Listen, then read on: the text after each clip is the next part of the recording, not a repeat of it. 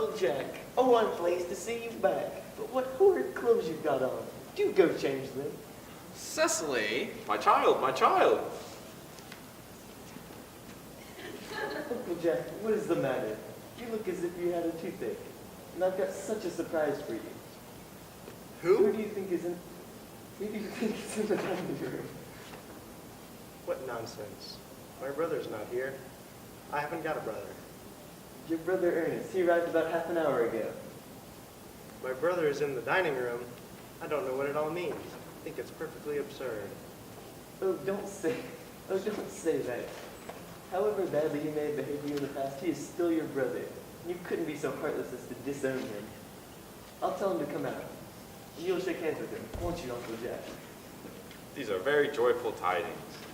After we had all been resigned to his loss, his sudden return seems to me peculiarly distressing.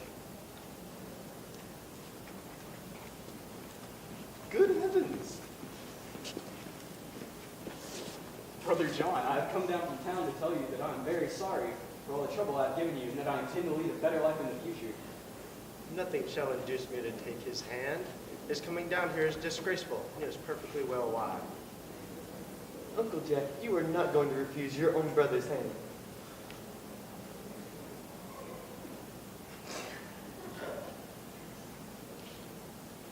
Well, this is the last time I shall ever do it.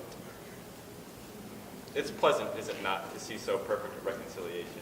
I think we might leave the two brothers together. Cecily? Certainly, Mr. Prism. You have done a beautiful action today, dear child. I feel very happy.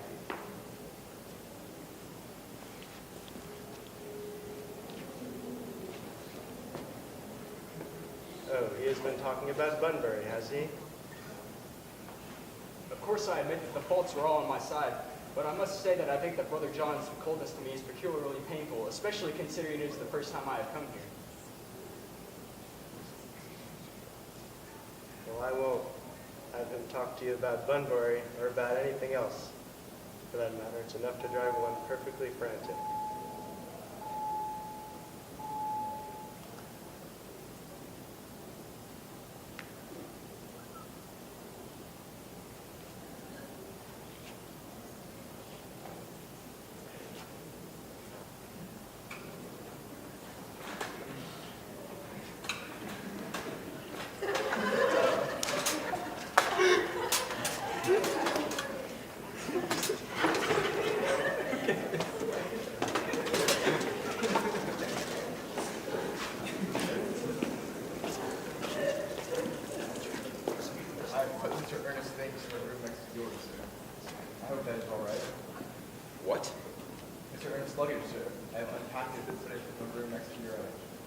Luggage?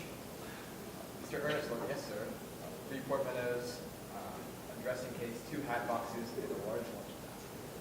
Merriman. I'm afraid I can't stay more than a week this time. Merriman, order the dog cart at once. Mr. Ernest has been suddenly called back to town. Yes, sir. Jack!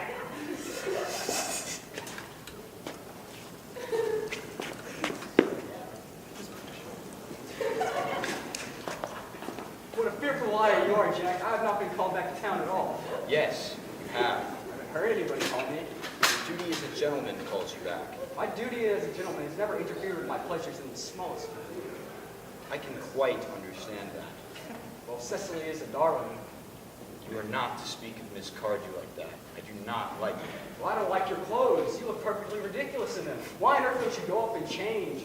It is perfectly childish to be in mourning for a man who is actually staying a whole week with you in your house as a guest. I call it grotesque. Yes, I will. If I go up and change, will you leave? Yes, if you're not too long. I've never seen anybody take so long to dress and with such little result. Well, at any rate, it is better than always being overdressed as you are. If I'm occasionally overdressed, I make up for it by being always immensely overeducated. Your vanity is ridiculous, your conduct an outrage, and your presence in my garden utterly absurd. However, you are to catch the 4:05. I hope you have a pleasant journey back to town.